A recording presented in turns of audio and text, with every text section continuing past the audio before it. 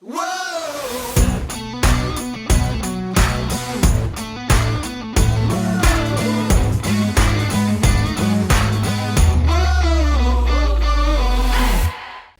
to the What's Already podcast, where we fashion ourselves cinematic judge and jury. My name is JJ Crowder. I'm here with my co-hosts Mattson. Guys, better read than dead. And Alec Burgess. Let's get it. We appreciate you tuning in. Go ahead and hit that like, subscribe, notification button, bell notification. That's the one. Follow us, all that fun stuff. Help us promote the podcast. Tell your friends, tell your enemies, tell the neighbor's dog. We just tell everyone, because it helps us and we appreciate it. We're here to talk about Amsterdam. It was released October 7th, 2022. It was written and directed by David O. Russell. It stars Christian Bale, Margot Robbie, John David Washington, Alessandro Nivola, Anya Taylor-Joy, Chris Rock, Mike Myers, Michael Shannon, Timothy Oliphant, Rami Malek, Zoe Saldana, Robert De Niro, and Andrea Riseborough. In 1930s, three friends witness a murder, are framed for it, and uncover one of the most outrageous plots in American history. Wow. Hey, I'll say this. Like in any good rap song, when a rapper finally makes it and they have to rap about their money, if this movie could rap about its cast, this would be a great song. It'd be a deep mother effing song because, man, the cast for days. And that's about all of the good things I can say about this. Yeah, David O. Russell pulls some serious. Like, that guy gets favors. His movies are always chock full of big names and great actors. So this one, and they just keep getting, the cast lists keep getting bigger and bigger with every movie that he does. And I've enjoyed most of them. I'm trying to think of if there's David O. Russell movies that I didn't enjoy at least a little bit. He's a weird dude in his movies, but yeah, like Silver Linings Playbook I enjoyed. American Hustle was The Fighter, you guys love The Fighter. I like The Fighter. It was good. He does. I mean, I Heart Huckabees was a little weird for me. Three Kings I loved, but it was really kind of a bad movie. But it was entertaining because it was weird and funny, but he's done some great movies. But I enjoyed this movie, so this was a great movie. Yeah. No. I'll let you. I'm gonna let you guys talk, and then maybe I'll get angry. Mattson, do you know? Hold up. Watch. I'm gonna take my headphones off for 5 seconds. I'm gonna grab something that is very appropriate for a time like this when you're angry. Give me 5 seconds. You guys can keep talking. Yeah. Now I want to wait 5 seconds and see. I know, right? I've got to see what this is all about. Is it one of his candy bars? It's got to be. You know what it is. It's a freaking Snickers. I thought you liked Three Musketeers. Yeah. Oh, I do, but at a time like this, according to commercials out there, this is when you need to eat a Snickers. I will not be doing that because this is not my favorite candy bar. But let me tell you, audience, as a defender of the common folk, and I'm just going to supersede Alec. I told him I was going to wait. I can't wait. Don't see this movie. I went to see this movie today at the unfortunate hour of 1:30 Pacific, F Central Time. And let me tell you, I was the only one in a Regal Cinema Theater. Let me tell you, not clearly as comfortable as AMC with my reclining chairs. And I ended up laying down because I was the only person in the whole theater. I was so bored from this movie and slightly confused, but there was enough acting to keep me glued to the screen. Thank you, Margot Robbie, for having some of the best eyes in the business. This is not a good movie. This is not a good movie. It is extremely well acted. Cannot take anything away from that. The cast is impeccable, but this movie is at times confusing and I was just bored. I wasn't interested in what they were trying to do. If you want to go see a comedy, mystery kind of thing, go watch Knives Out. One of the best movies out, like that does it way better than this and has an incredible cast. Go watch Knives Out. You'll be much, much happier. See, now this is exactly why I have no faith in Mattson's movie watching abilities. Do you know that this is based partially on a true story, Matt? Yes, I do know it's based on partially true story. The only true person in this movie is Robert De Niro's character. Oh, good. So That you is have literally Smedley Butler. That is literally it. Everything else is fictitious up the ass, and this movie sucks. And I knew you were going to like this movie, Alec, and most of the time, every movie you like is complete garbage for the common folk. Oh my gosh. No, it is not. All this movie needed was to be in black and white, and I think I would have lost it. I think I literally would have died. This movie would have been perfect in black and white. Yes, I would have loved that. Mattson, what you have here is a corporate greed film which talks about the rich people running the motherfucking world, which is how the world works. That's where we're at. Yeah, How can you not like that? The fact that you don't like this is why the rich motherfuckers stay in control all the time. Because they are telling us what they do through Hollywood films, and everybody goes, "Oh, that was stupid. That's never going to happen." I'm not saying it was stupid because of the premise. What they're doing. I just, if they need to make it more compelling and exciting to me than this backdagger like plot that is there a love relationship? How much is this connected to be? I didn't know you couldn't go to war if you were flat-footed. Like, that was news to me. That's probably the biggest thing I learned. It just wasn't compelling. But to say that the rich people are running this country, of course they are. Do I like it? No. And I'm sure we'll hear more about it in Alec's crazy shit. Oh, absolutely. There's tons of information there. But this was funny. The entire time they're cracking jokes about the flat-footed guy. Oh, yeah. And then you have nonsense songs, which was hilarious. No. You have Chris Rock, who's pushing for racial equality the entire time during World War I. Oh, shit. That part was funny. I'll give it to Chris Rock. Although he could use less plastic surgery. It was hilarious. I was laughing my ass off for most of this movie. Because it was hilarious. There was jokes, and they were funny. The problem is, Mattson, you actually had to listen to the jokes to understand them, which is something that they used to do in movies before Marvel started. Oh, look, I listened. I was the only one in the theater. Let me tell you. You said you were laying down. Yeah, I laid down and watched like this because I couldn't sit straight. Unbelievable. Oh, God. You can't sit through a 2.5 hour movie that has jokes and fun, and it's got enough action to be a pretty good mystery thriller. What are you doing? According to Rotten Tomatoes, the critics and the common folk out there think this movie is garbage. Enough said. Oh, yeah, that's because critics and common folk don't know I don't what they're care so talking much about. about the critics, but I care about my common folk, and I'll defend them all day. Don't watch this movie. Listen to this podcast. You are laughing more than you will in this movie. Oh, shit. No, you will not. That movie is hilarious. No, I'm very confident of that.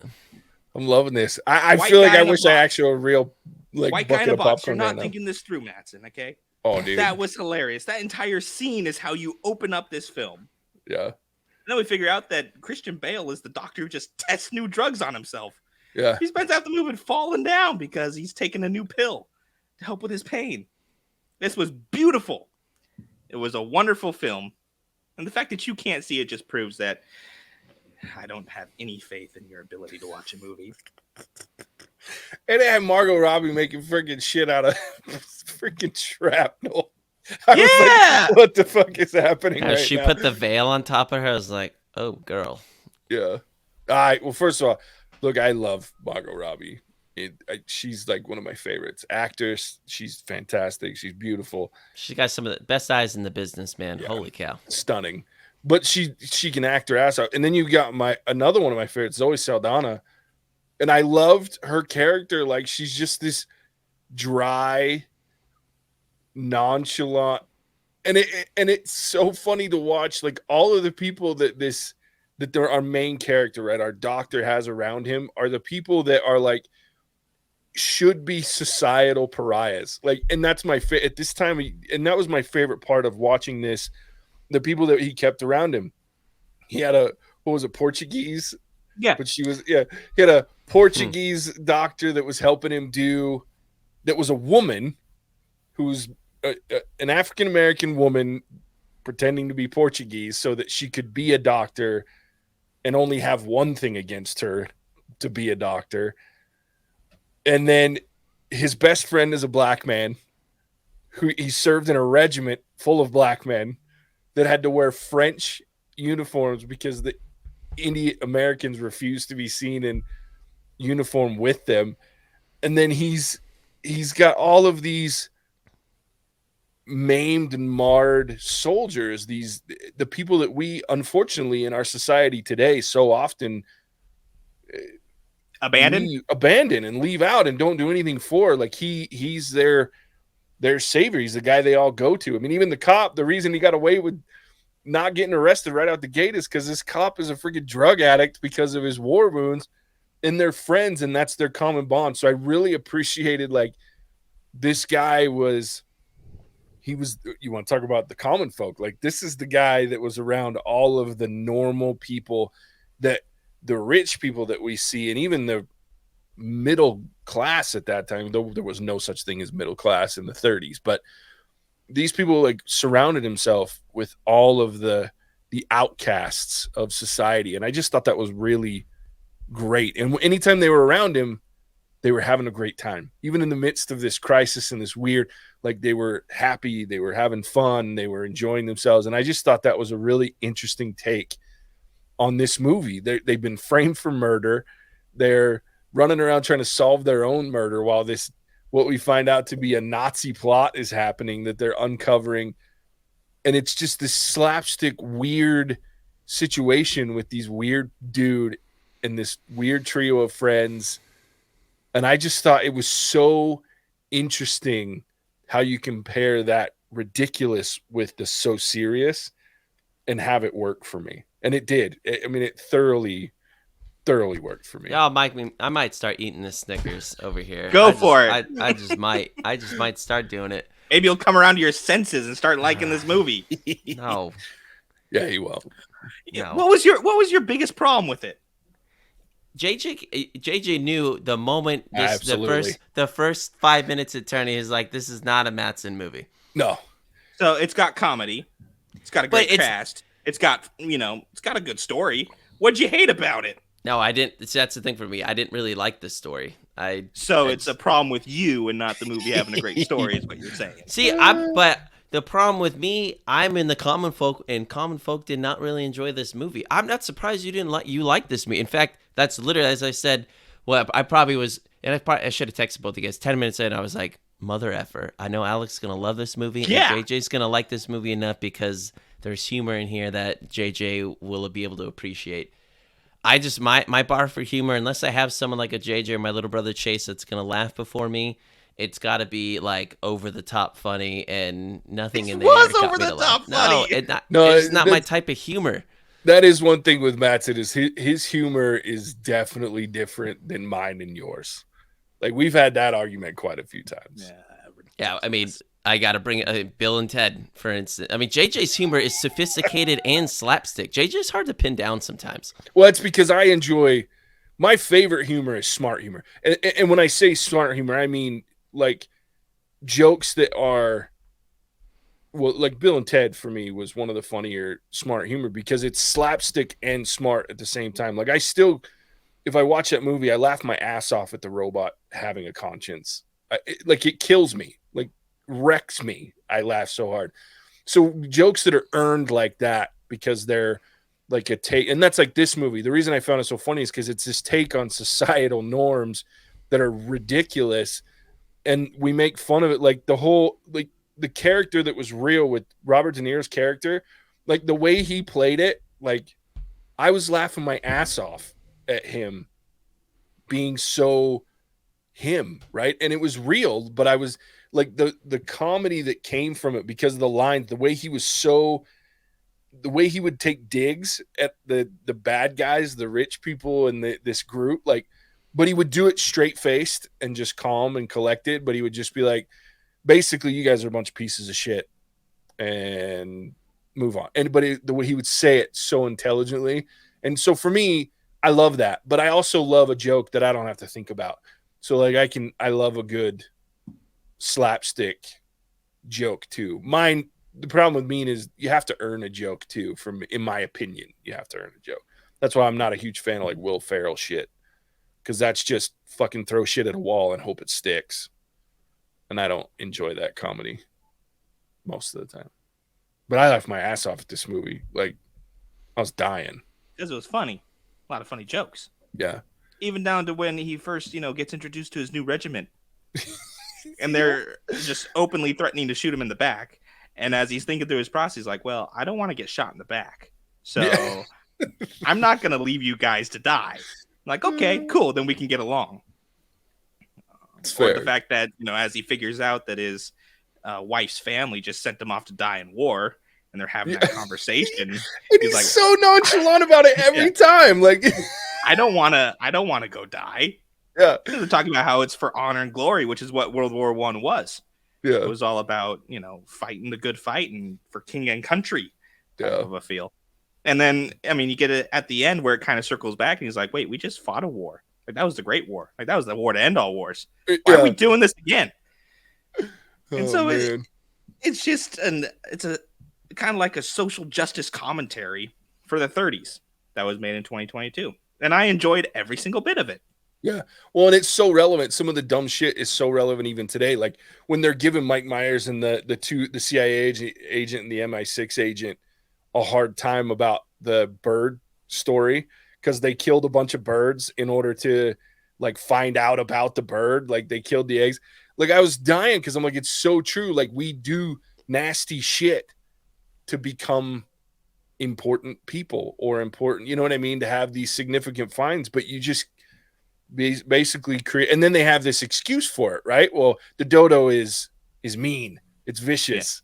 Yeah. And like, what the fuck are you talking about? Like, so for me, like I thought that for me was so interesting. These just subtle digs at society and the ridiculousness of not only the 1930s, but things that have carried through even to today, where we let people get away with shit and we praise them for things, or we look at them and go, yeah, that's a great thing, when in reality, it's not.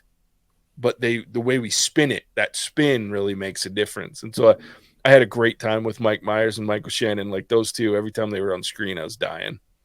Oh, they were hilarious. It's like Dumb and Dumber. Yeah. It was great. I didn't laugh one time. That's because you have no soul. And I want to laugh. If you'd wanted to laugh, you would have laughed. That soulless redheaded chick. You just wanted to be mad at this movie because you knew I was gonna like it. That could be true. So you turned off your laugher, because if you had wanted to laugh during this movie, you would have laughed. Very much wanted to laugh. It never got me there. Then laugh. No, I did. It was funny. We were 10 minutes in. It was surprising because Casey didn't love this movie either. And normally it's her kind of a movie, but it was a little busy for her. And I will say I enjoyed the movie, but it was a little chaotic. That's a great word. In fact, that's what I was searching for. Like at times I just felt like I had to think too hard to really realize what was exactly going on at times. And don't get me wrong, and Alec, you can smile. I love a good thinker that I'm like Interstellar, for instance. I grew up going to movies and talking to my dad about it, but this had so many different varying angles. I was like, what is the point they're really trying to get across? Is it really what's actually true about this story? Because if it is, I don't think they actually leaned into that fully, in my opinion, because there were so many other jokes and things that they tried to insert. And I just wasn't sure what I was supposed to actually be paying attention to as much, because there was, in my opinion, a lot going on, and it was a turnoff. Yeah, it was frenetic. And there were a couple of moments where I was like, woo, they just go from one thing to the other, and there were a couple of moments where I was like, ooh, I'd like a breather just to be able to slow it down. But I think that's the only thing that I really found fault with this movie, is that it never stopped from the start to the finish. And there was a lot of hopping around, and there were a couple of dots that it took them a while to connect. And like I connected them kind of, but I don't know if I'm right, because this seems so random, right? And I don't mind that to a degree, but they played on that a lot, to where I was like, oh, that was wildly random. Where the hell did that even come from? And then, like, for example, Rami Malek's character, when you find out that she's related, or he's related to Vanessa, you're like, that whole scene, it distracts when she comes out and she's part of that family. And I get that the idea is that that's their reconnection, and holy shit, this whole thing ties into Amsterdam, us meeting, because we wouldn't have been able to solve this if we hadn't met each other in the war, and if, all of that connection.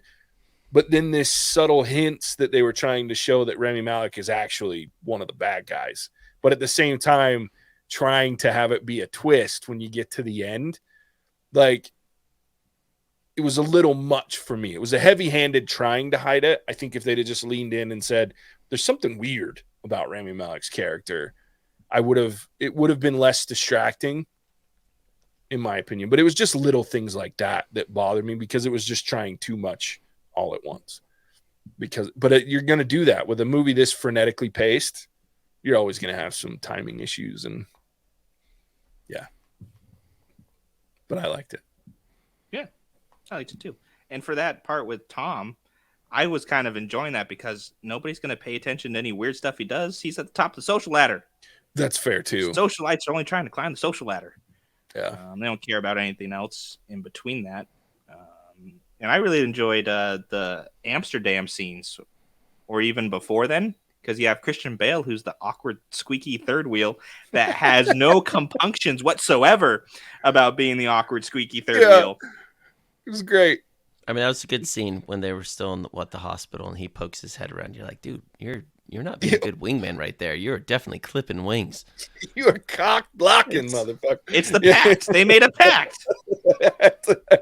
And I love that he throws that shit in his face too. It's like, you're about to get laid, but we made a pact. You can't leave me alone. Like, I mean, that's a deal. A deal's a deal. Like, I gotta talk to Amsterdam, the country. Great country. Like, if you have visited, look, this movie is no reflection of you as a country. Like, you can do it all there and then some. And it's also just beautiful, friendly people, great food. Go to Amsterdam, but don't watch this movie. Oh God, I've been there. You should watch this movie. It's great. I will say that the one thing that Mattson they hit on that I liked is the acting, which you knew it was going to be great, but holy shit, was it great! Like, Oh yeah, absolutely. Except for Taylor Swift. People should stop hiring Taylor Swift. Okay, yeah, that I will say. When they were the dead body that had the bad wheel that they're pushing, when she like repeated whatever phrase she said as that scene was ending, I was like, oh, like, yeah, that was not authentic. That felt very like playwright scripted and just not delivered well. Yeah, she's awful. People need to stop giving her acting jobs. It's not good. It never has been, and it never will be. Stop it. I mean, I get why they do it, but stop it. Because she was terrible. Yeah, when she got pushed under the car, I was like, oh, thank God. we don't have to watch her on screen anymore. That was some interesting CGI. Damn it, Mattson, why'd you have to say something about black and white? Now I want to watch this movie in black and white. Like, I think that would have been fantastic. This movie would have been perfect in black and white.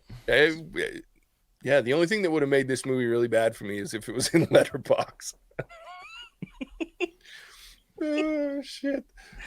I would have enjoyed it in Letterboxd. Don't even toy with Mattson off. Oh my gosh. I had to text Mattson right away. I'm like, I'd be like, I showed up to a screen to see this. Like, oh my gosh. Yeah, a phenomenal movie. Oh man.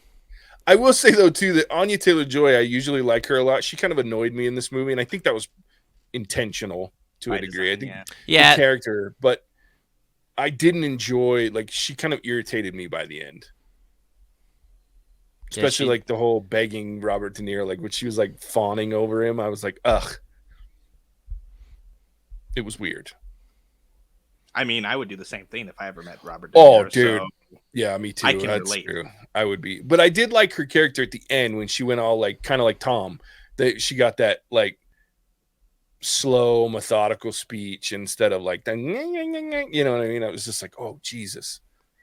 I don't think it helps that she's not nearly as gorgeous as Margot Robbie. So that might have been something to do with it too. I think Anya Taylor-Joy is quite attractive in a very strange way. She's not, what's the word I'm looking for? Like, I'm not doing well with words and names tonight. Does she play creepy characters in movies I haven't seen? Because, man, I feel like she could do that really well. She was in that, she was the main character in, the Last Night in Soho. Yeah, she was the main. She was in She the wasn't Viking movie. Yeah, I saw her invite. She wasn't a creepy character though in last night. I feel like she could be a creepy villain though, like and probably play that really well. I think she just was. Nice creepy villain. That's true. Yeah, she was a little Nazi I mean, lady. I'm not saying I think she played a role well in this, but I'm talking like like a horror movie, something Alec wouldn't want to watch. I feel like she'd be good at that. She was in a. She was not in a that I movie won't called watch The it either, Witch. Alec.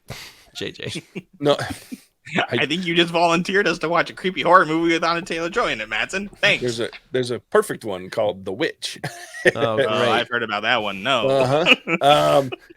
She was also. Hey, in the that's new something Alec and I can terrible agree New on. We'll let Mutants movie. JJ stick to that crap. Yeah, I do love that. Was like her weird break it, but that was also another Robert Eggers film. So that's how she was in that. Robert Eggers did that weird Viking movie, The Northman. She was in that we watched. Gosh. And so, yeah, that's another one of his movies, The Witch, and it's just as weird and just as creepy. And she does a great job. She's really awkward, but that was the movie that like lit her up and got her out there was The Witch. Yeah, and then she did New Mutants. That was a weird character, which in a terrible movie. That movie was horrible, but I like her. John David Washington is who I want to call it though. That like, what else is he been in a lot of movies I just haven't been paying attention to? Because obviously for me he came on scene during Tenet, loved him in that, but I haven't seen anything of late that he's been like a co-star or a star. And I watch enough movies, and I'm watching every movie. I quite like him. He hasn't done a ton of movies. He's only got like 15 credits, but he's done a lot of independent style stuff. I think he picks and chooses. Well, he has the benefit, and I don't mean, not that he's ever going to listen to this shit, but I don't mean this shitty. But I think he's been able, because of who his dad is, he's been able to say, I'm going to pick and choose. Now, he's a phenomenal actor. Like, I love watching movies with him, but like he did Black Klansman, which is like his breakout major movie. Oh, that's role. right. I missed that one. Yeah. Very interesting movie. He was also in a movie called Monster, which was also very good. But it's a lot of the things that he does are independent type films. Even now, like they're not, other than Tenet, which is like the only one that he's done that's been a big, probably, what you'd call like a big blockbuster style movie. Hell yeah, it was. So he's done a lot of independent films, but everything that I've seen him in absolutely crushed it. So I look forward to pretty much everything. Yeah, he was awesome. He does. And I think everyone knows that Christian Bale should not grow his hair out like he did his. Like, I mean, the hairstyle was so good for his character. I was like, well, there's a reason you probably don't wear it that long because you look like psycho. Yeah, it's so funny. He's so he was great in this. Like his like over the top. I loved him. And you guys know he's not always my favorite. In everything, like, but this kind of movie I love him in because the way that he morphs into his characters, this kind of movie, he fits whatever, like that frenetic pace. Like he was perfect the way he was bouncing around the screen and the conversations, and then he would just randomly be confused, and so he would slow the conversation down and like have one word or a question that he wanted some clarification on, even if everybody else in the room understood what was happening. But I also looked at it as like, I'm the guy that wouldn't ask the question. I would just pretend that I knew what the hell was going on. So it's just an interesting, so I thoroughly enjoyed his character and the way he played him in this movie because it fits so well with the rest of the movie and how it went. So it was an odd one for me because I'm, like I said, I'm not usually he's not always my favorite. But I like this movie a lot. I liked it. I thoroughly enjoyed this movie. Oh, well, there it is. I was trying to think. I did like that they put in the little actual scene of the actual general's speech.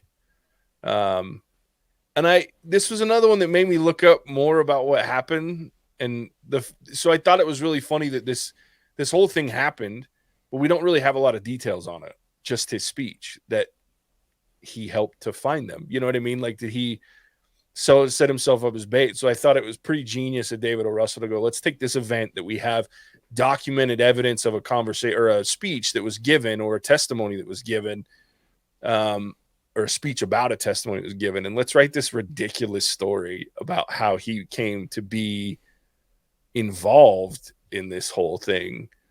I thought that was pretty clever to take that realistic thing, because we don't know a lot about the Council of Five or, you know, how all that happened. We know they existed, but I thought it was pretty clever.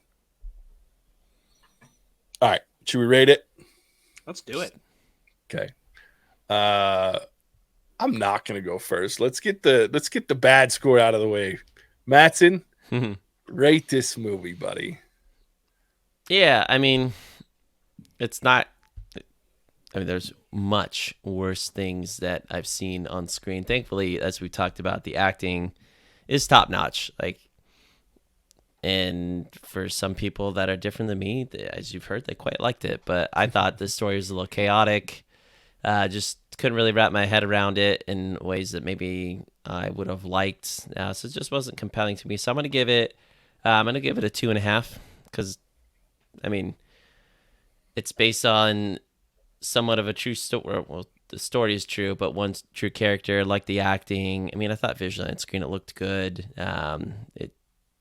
But yeah, I don't have great things to say. Overall, I was just kind of bored. Fair enough. That was higher than I expected you to give it. So, well, the acting's really good, so it can get you through a lot. Like, it's hard to. I mean, there's like 5 A-listers in this movie. Oh, there's 7, something crazy like that. I was gonna say it's quite a few. I think it might even be double digits when you start thinking about. There's 1, 2, 3, 4, 5, 6, 7. You get 7, 8 with you count De Niro. Yeah. Then you got some that are fringe A-list, like Michael Shannon. Like, if you're gonna watch this movie doesn't need to be seen in theaters. Like, if you want to watch it, I think you just wait till you're at home in the comfort of your couch. Like, there's nothing overtly visually appealing about this. Like, I think it'll do well at home for you. Fair enough. All right, Alec. The fact that we don't know more about Major General Smedley Butler is a crime. This dude has probably one of the best military records out there, and he was smeared by the media, and now nobody knows his name. I thoroughly enjoyed this movie. I loved pretty much every aspect of it. Yes, it speaks to my conspiracy theories. That's fair. But are they really conspiracy theories? In some cases, where we have rich and powerful gurus who do their part to make us all dance like puppets on their strings. And the podcast recently did a movie that was very similar in the Kingsman, most recent Kingsman film that came out, which essentially told the same exact story. Mm-hmm. So I enjoyed this movie immensely. This is a movie that I would watch with my grandma. It is a motherfucking 5. I love it. Oh my gosh. I love it. Oh no. That's fantastic. Oh no. It's my first 5 for a film, Wow. and it goes to Amsterdam. I love it. That hurts. That's amazing. We were wrong though. There's more than one real person in this movie. The weird dude with the that was in the general's house with the money. Kevin McGuire? Yep, he was real. Oh. Real name and everything. Actually, Jerry Maguire was his actual name, but yeah, he was a stockbroker in real life. I enjoyed this movie. I obviously didn't enjoy it as much as Alec enjoyed it, but I did enjoy the movie. I thought it was fun. The cast was outrageous. The acting was great because of the outrageous cast. And the writing to me was very clever. It was funny. There was so many moments of just this chaotic and yet very interestingly written dialogue. that moved things forward. And then there was just these weird side stories of, this veteran doctor trying to figure out what he wants. And then he's like going through this whole thing. It takes this just massive, odd situation to help him do that. So I thought it was a very interesting movie. The acting was great. The story was interesting. It was funny. I laughed a lot more. Like I didn't go into this thinking it was going to be a funny movie, but I laughed a lot. So I appreciated that. And I just had a good time watching it. Like I throughout thought this is fun. And while it had some frenetic pieces, and I think there were some very confusing there were a couple of confusing pieces and scenes because of that frenetic nature. And so I think there could have been some better editing, maybe a little bit better timing for me. I still thought it was a really good movie, and it's a shame that this movie is getting maligned the way that it is, and that it's probably going to lose money, but that's okay. Cause I enjoyed it. No money. Well, yeah, I mean, it probably lose some money. It'll probably be a minute before David O. Russell gets this size of a cast again, because yeah. But I am going to give it a 4 because like I said, I enjoyed it. Not a perfect movie, but good enough that I'll watch it again. It was fun. There it is. Mattson, I think it's your turn again, buddy. Tell everybody where they can find us. Look, if you need to eat a Snickers after this dumpster fire of a movie, well, I mean, I gave it a 2.5, so this average movie. I've got one right here. You can hear the crinkling through my mic if you're listening to us on the podcast. You can listen to us wherever good podcasts can be found on Apple, Spotify, Stitcher, to name a few. If you want to watch and listen, check us out on YouTube at our channel, What's Our Verdict. If you want to interact with us on social media, TikTok is definitely the absolute name of the game, but you can also find us on Instagram and Facebook. We do a lot of live shows on Mondays and Thursdays. Currently, Mondays we have Rings of Power and House of the Dragon. Thursdays, Andor. Sprinkling in a bunch of movies and things along the way with a Halloween theme right now, which we're excited about. And lastly, we have our Patreon that's up. So if you want to come support the podcast, we have 3 different tiers. A couple of things you can do is vote on what we're going to listen to in the next month, watch exclusive trailers of new movies that are coming out.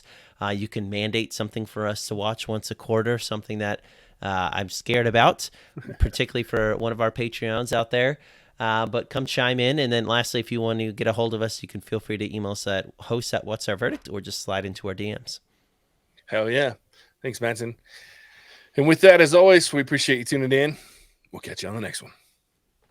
Bye. Cinemagic out. Whoa!